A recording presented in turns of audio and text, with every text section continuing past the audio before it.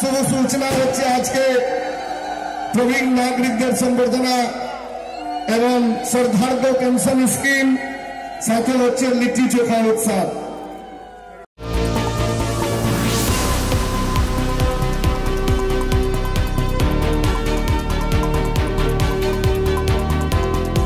এটা তো একটা অভিনব মডেল যেটা অভিষেক বন্দ্যোপাধ্যায় দেখিয়েছেন। এই কেন্দ্রীয় সরকার টাকা দিচ্ছেন, সেই কারণে মানুষের অসুবিধা হচ্ছে। যারা বার্ধক্য ভাতা পান, বার্ধক্য ভাতা যারা পান তাদের তো সেই টাকাটা সরকার, কিন্তু কেন্দ্রীয় সরকার দিচ্ছিলেন না।